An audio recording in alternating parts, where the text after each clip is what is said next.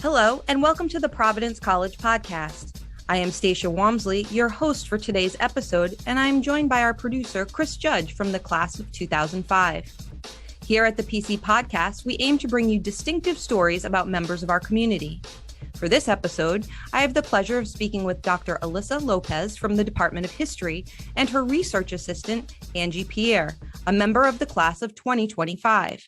That's right, Angie is a freshman and already doing original research analyzing primary sources in preparation for Dr. Lopez's upcoming book, a book about Black film culture in New York City before World War II.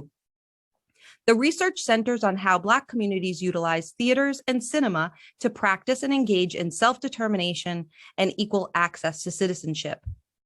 Dr. Lopez, Angie, welcome to the podcast, and thank you for joining us today. Thanks for having us. Thank you. Glad to have you here. I wanted to start with you, Dr. Lopez. I'm wondering if you could talk a little bit about your research specialty and how you got interested in the subject. So I'll start with how I got interested because it feeds into my research area. So when I was an undergrad a while ago, I was in a film history course, and my professor briefly mentioned sort of the Black response to The Birth of a Nation, D.W. Griffith's super racist 1915 film. And he said it in passing. It was like, here was this response. And now we're going to go back to talking about D.W. Griffith, talking about mainstream Hollywood and the development of cinema. And I was really unhappy with that. I asked him a couple more questions in class. I asked him during office hours, what is this? And he pointed me towards some sources. But I just got overwhelmingly interested in what more was the filmic response, right? Because he talked about how there was this failed attempt to make a film, The Birth of a Race, in response, but there were protests to it in various cities, but also that the sort of evolution and growth of Black film predates The Birth of a Nation, right? I learned about that. And so my research became so focused on what Black film was, not just as a response to The Birth of a Nation, that it is this thing that exists wholly on its own. And yes, part of it is responding to issues in mainstream cinema, but that Black people in America were engaging with this sort of modern medium from the go, and how they were using it to sort of promote equality, fight for equality, but also as businessmen and business people to sort of move forward in American society in a variety of ways. And that's what I'm sorry to interrupt. That's what my research project is on, right? It's specifically focused in New York, but how Black New Yorkers are using film, maybe not the film text, they focus more on the sort of social aspects of film, moviegoing, responses to censorship, labor strikes by Black projectionists in Harlem, sort of how Black New Yorkers are using the institutions that surround cinema, maybe not the film text, but those areas around it, like journalism too, how they're using it to sort of, like I mentioned earlier, fight for equality, but sort of find their own space in the city.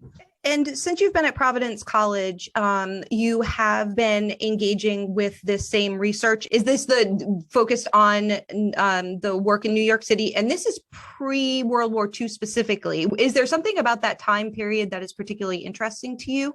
And I'm curious how it might relate to just today and what we could learn that's going to help us to think about being an anti-racist society today. Yeah. So yes, this is the current focus of my research. I'm working on a book manuscript right now that focuses on this. But so pre-World War II, for me, I think that those are sort of the defining moments of cinema, right? By the time we get to the 1940s, we've got this golden age, the supposed golden age, right? But in the decades before that, cinema is really trying to establish itself as a respectable entertainment, as something that people can go to without it being considered sort of down and dirty, right? Or sort of scandalous.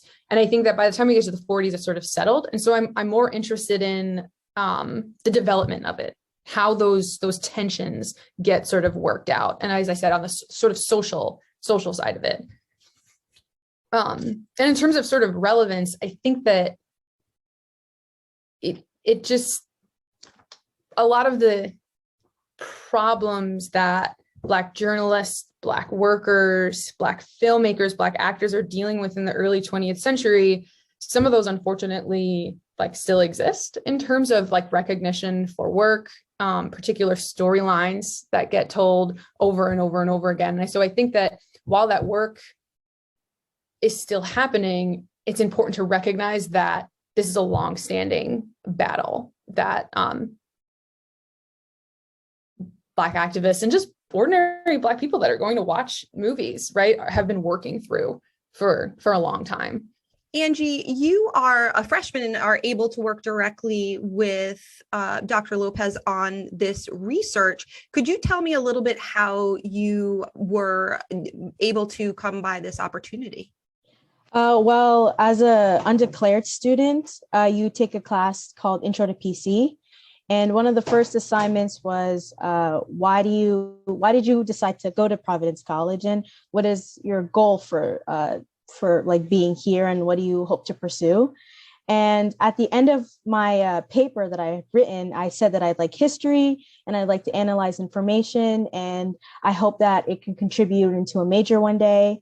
So my advisor for the class had told me about this job opportunity, and I was like, this is amazing. This is exactly what I want to do. So like I took up on it, and like I'm really happy that I'm able to take it, and I'm able to do this and help Dr. Lopez. On a day-to-day basis, when you're working and doing this research, what does that look like for you? What kind of actions, what kind of work are you doing day to day? And then is there anything in that work that you have been able to discover maybe about yourself or about the topic that surprised you? So I look primarily at like primary sources. So I look at like newspapers, and I gather information from those newspapers or any other primary sources that I'm able to see, and I organize them into a document. And then after during our weekly meetings, we talk and discuss and analyze the things that I found in those sources. And I think one of the things about these sources that surprised me the most was about Noble Johnson, who was the president of one of the production companies, Lincoln Motion Picture Company, and he was like one of the first African-American film stars. And what it surprised me the most about his character was, about who he was that after he died, he had changed his race on his death certificate to white. And because he played about between 155 and 160 roles, and some of the roles he played were of different races when he was not with Lincoln. So I kind of thought because of him like playing these different races and different roles, that he kind of like got lost in this like racial identity, which like surprised me the most. It like kind of blew my mind that like one of the first African-American film stars it was probably like some point like thinking about his racial identity, that at the end he changed his race at his death certificate. So which I thought was like pretty interesting, and it surprised me. That's really fascinating. And I wonder, Dr. Lopez, if these are could you talk a little bit about these discussions that you have about the research that Angie is uncovering?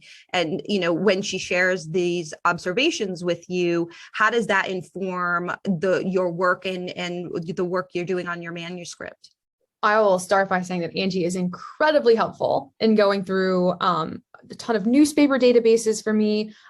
Because it's in the middle of the pandemic, there's archives that I haven't been able to get to, but they are sending me like hundreds of pages of scanned documents that I don't really know what's in them. And I give them to Angie, and Angie checks them out and lets me know, okay, you should probably look at this in more detail. This has some really interesting quotes, and her notes are really detailed. So she's been incredibly helpful in sort of narrowing down where to look for material for me. But I think that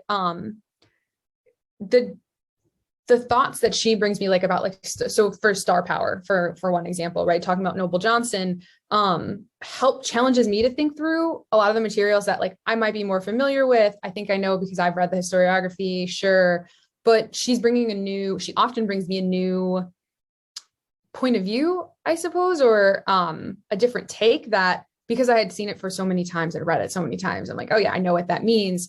In addition to Noble Johnson, she talks a lot about, or a lot of the ad material that she looks at focuses on Clarence Brooks, who was also a founding member of Lincoln Motion Picture Company, but who was also one of the first Black stars, but within race films, as opposed to Noble Johnson, who was more of a like pre-Hollywood mainstream cinema star, but how ads for Black film really played on him, right? That audiences would know him, they would want to see him, that sometimes he came to theaters to see audiences after a film showed. And that material, of course, I've been looking at ads, right? But her attention to detail that I'm maybe foregoing in some cases, right, is really helpful in thinking through, oh, what is the draw for some of these films beyond, there's Black characters, right? It's that this actor is seen as so important, but he's a fixture in potential local communities, right? Because he gets to come to every showing. That's particularly interesting, right?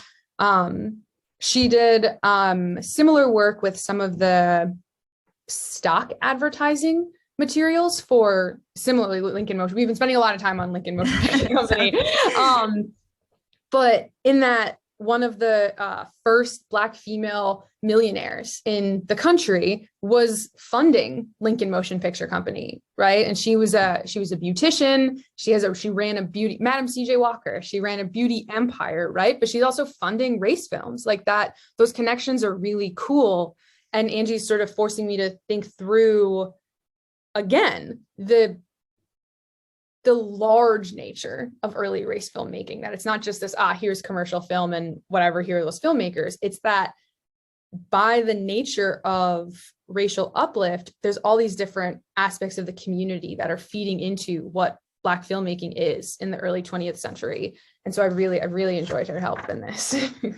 I'm really interested to see how this connects to some of what is happening within Hollywood today, and the uplift of not only Black actors and actresses and attention to the types of roles they get, but also thinking through how leadership behind film and the focus of making sure that there's representation at all levels of the filmmaking, director in particular. I'm wondering how your research might connect to that, and maybe talking a little bit about that. But then also, Angie, I'm interested, as somebody who is coming at this from your perspective, as well as somebody who might be new to some of this material, where you're seeing the connections between what is in the source material from pre-World War II and what you're seeing and what some of the actions are today. So I think that the emphasis of my research on the social sort of answers that question about who the power behind certain things, right? Because I don't just talk about filmmakers, right, which are the most obvious form of representation, but I focus on audience members, particularly Black women spectators, right? And how they navigate the interior space of theaters and what moviegoing means for them, right? But also projectionists who, we don't even, in modern times, we don't even think about the projectionist at all, because it's literally a machine where a projectionist pushes a button now, versus in the 1920s, it's someone who's literally cranking a machine and needs to make sure that it doesn't catch on fire. But what does it mean when that projectionist isn't Black in an all Black neighborhood like Harlem, right? Or Black journalists.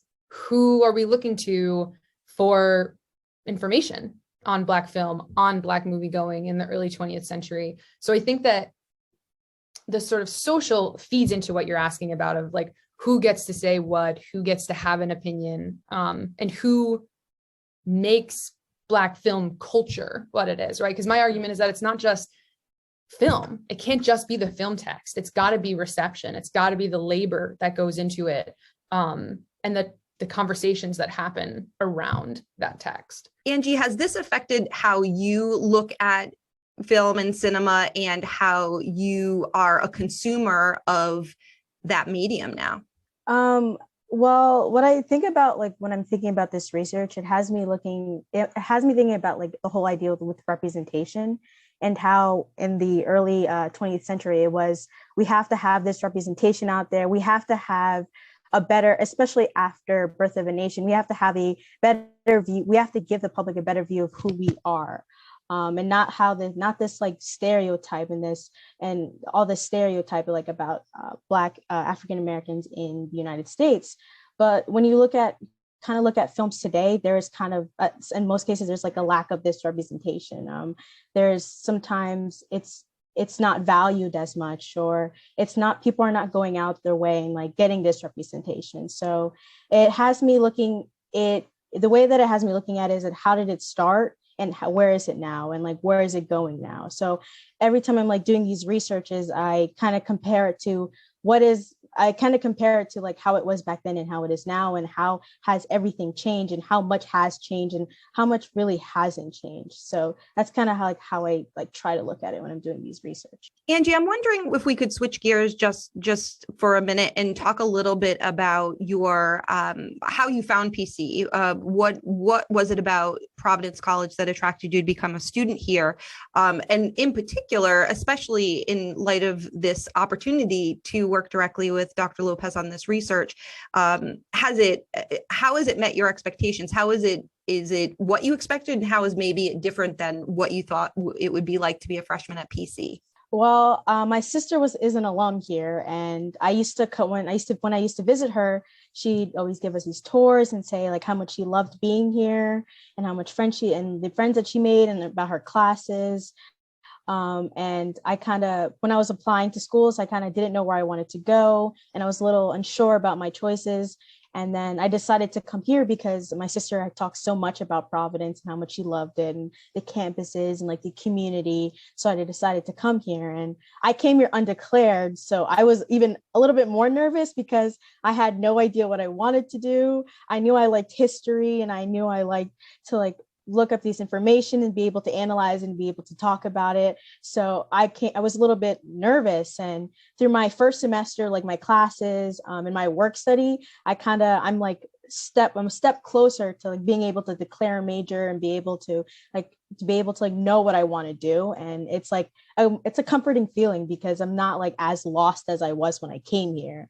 And like it was definitely a journey that I really liked, especially working under Dr. Lopez, because I was able to understand a little bit about myself more because of like this whole research about like early race films in the 20th century. And I was able to understand what I like to do more, and how maybe like I want to incorporate this aspect of research into a future career. And like it's helped me understand a lot more about myself and like what I want to do. And it's like I'm not as nervous anymore as when I came here, you know?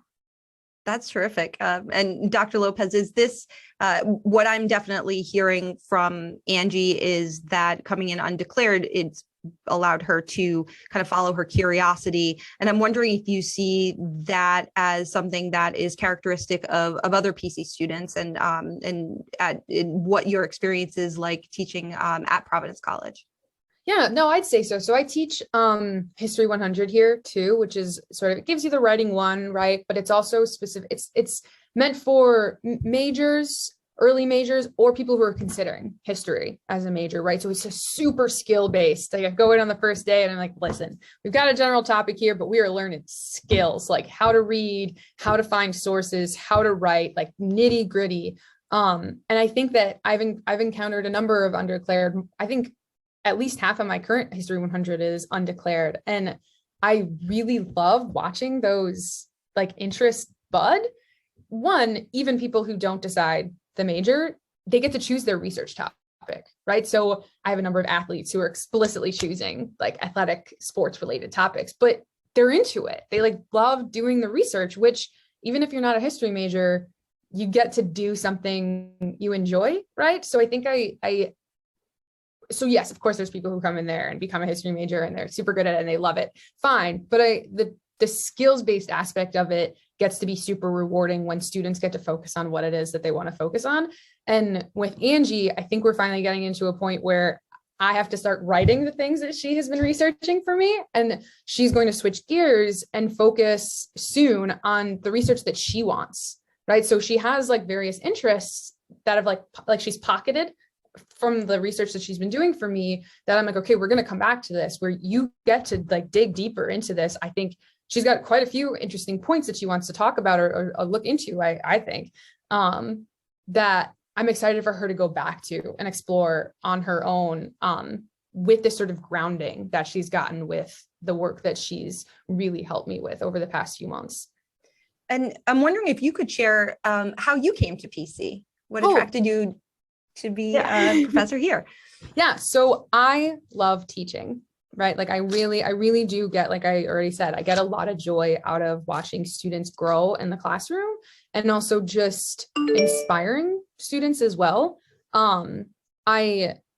As I told you from my story, right, like about my own jump into my research topic, that came from a professor being like, here's this thing. And I was like, oh, wait, what's that? Right. And I want to spark that in students. I want to be an inspiring force that makes students want to learn more in whatever area that they want to learn, to get more information. Right. I get a lot of joy out of being a teacher, and Providence College really values that. And so I feel really supported here in wanting to be a better teacher and focusing on my teaching. My colleagues in the history department are incredible and supportive, and I've really enjoyed being here. I very much enjoy being in person. My first year was entirely on Zoom. So despite the masks, which again are very difficult to lecture in, it's just so incredible to be here. And I very much enjoy being here.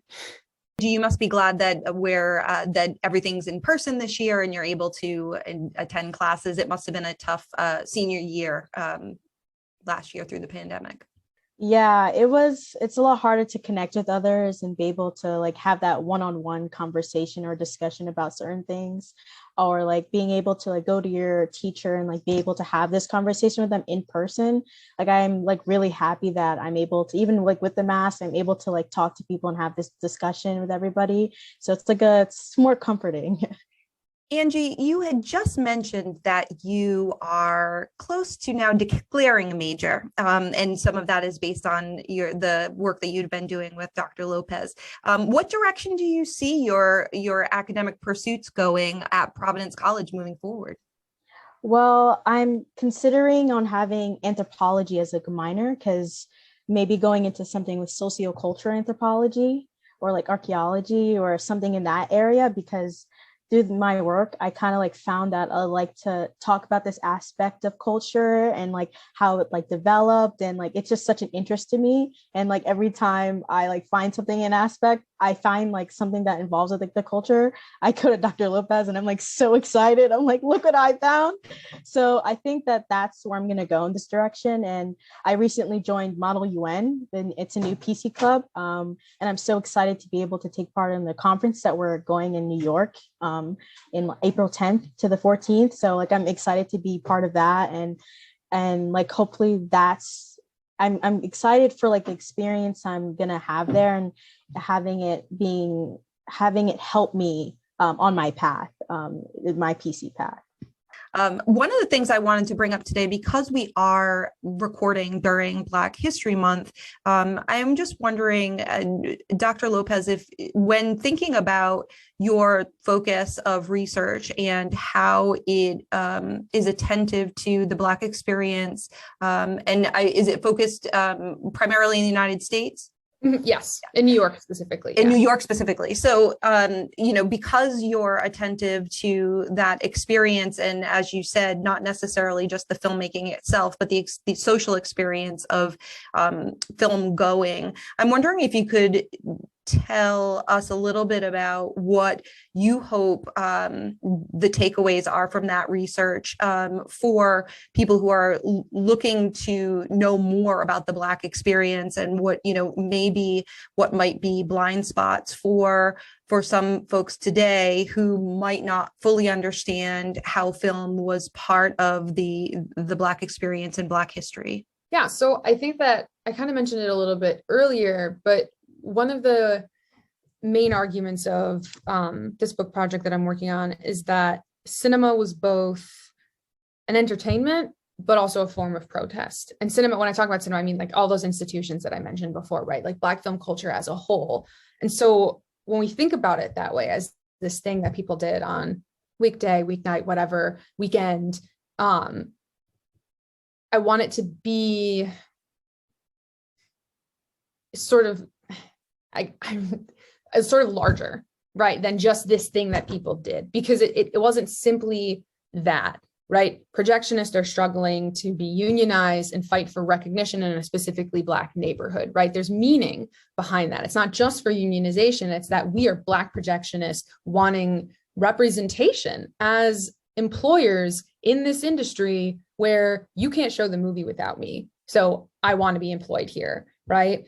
Or just spectators that are going to the movies, but framing it within, I've worked a long day as a laundress, as a domestic, I'm tired, I deserve to go to the movies, right? Which in and of itself, that's an act of protest, right? That's a demand for freedom. And so I think that it needs to be this act, this Black film culture, this like active movie going, the labor struggles, the censorship battles, the journalism. It needs to be seen in this sort of like continuum of sort of Black freedom struggles, I suppose, right? We talk about Oscars so white, and the Oscars are still so incredibly white, right? But it's more than the visible things that we see, than the actors, than the filmmakers, than the film text. That activism has gone back all the way to the early 20th century, but that it includes those sort of battles that aren't like the most obvious, where directors are literally writing letters fighting with censors, where Black women are talking about just going to the movies as a like part of their like daily struggles for freedom, and within a city, right, where they're generally confined, right, by movement, in public spaces and things like that. So yeah, I think those are the two largest things, right? That it's a continuum, and that it's more than just those things that we can see up front. It sounds like it's a vehicle for empowerment within the community in various ways, because they maybe have been under the radar, haven't been as a focus of censorship or bias, or because it's something that the access has not been cut off to that vehicle for empowerment. And so it's something that socially has been something that the communities have been able to continue to do in various ways. Absolutely. So that's really that's very exciting. And Angie, kind of a similar question to you as you think about Black History Month, and you're diving into this research and uncovering maybe new information for yourself, and uncovering new information that is going to be part of a manuscript in this book. I'm wondering, what are you talking about with your friends about what you're uncovering, and what are the things that are so interesting to you that are just all of a sudden now topics of conversation among you and your friends? Well, I talk about how like you don't really, when it comes to like Black history and like in general and in this, you don't really hear about it, or it's not really recognized until Black History Month.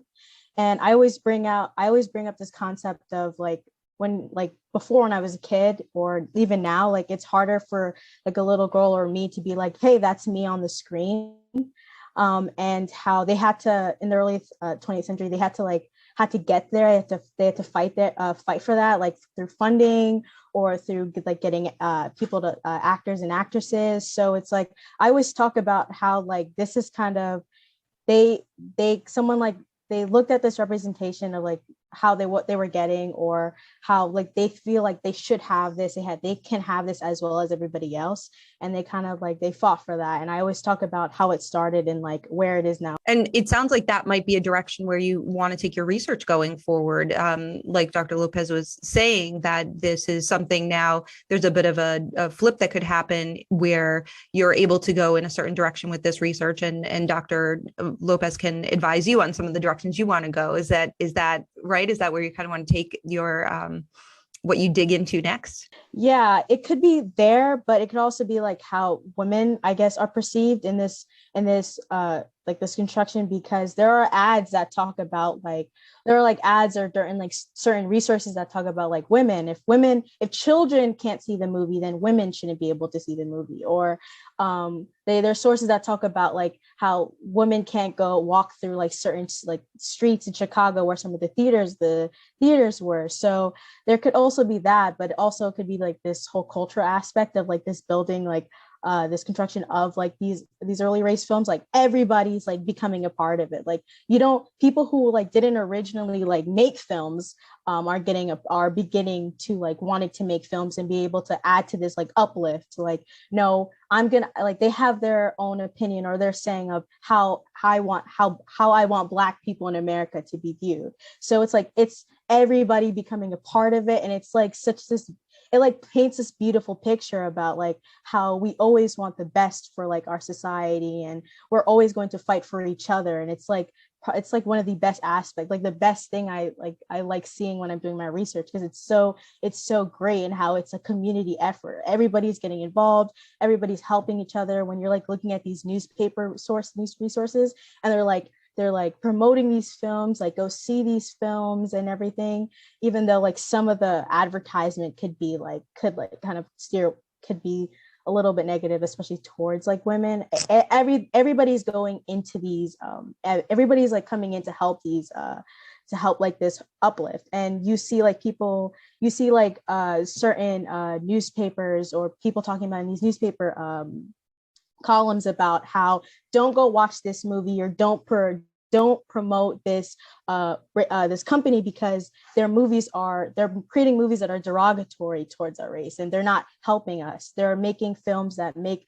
us look like they're making us look like lower and like less than. So don't go out and do not go promote these movies, because they're not helping this uplift aspect that we're trying to promote here. So I just like love, like, I think in my research might go to this whole community aspect towards it, because it's just so interesting and so fascinating that you just see all these different people coming from these different areas, different places, different they were like in different jobs before coming into this, and like how they had to find their own funding, or how they had to find their own ways to like get these films, and like get not being able to be like censored, and having to produce what they wanted out there, and especially like what they had to do if they didn't really have the funding. So, which I thought was pretty interesting. Yeah, there's definitely an element of intersectionality. And I think Dr. Lopez, you were saying before too, that in particular, looking at the experience of Black women and their access to cinema. I wanted to ask both of you if you had just about the 50th anniversary of Women at Providence College. And both of you are fairly new to the community. What has been your experience this year, just kind of understanding a little bit about the history of Providence College, and especially in the context of it being an anniversary where we're celebrating women and having matriculated 50 years ago, and now being such a force on campus. And, you know, certainly the majority of our students are women. But I just wondered if you could talk a little bit about the experience of being here during this celebration. What I personally think about is like as a woman, like I have like this access to the education, like I can like equally talk to certain people about what I have to say. So like I feel like very open and very comfortable on this campus, and I'm like really happy to be here to be able to celebrate the celebration of like 50 years of women on this campus.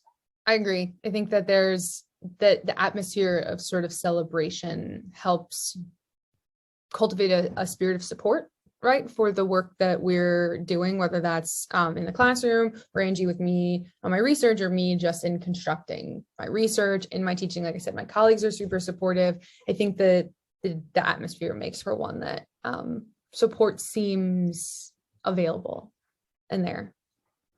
When you're not deep in your research, Dr. Lopez, which it's probably, you know, teaching and learning and research, I'm just curious, what are you reading? What are you listening to?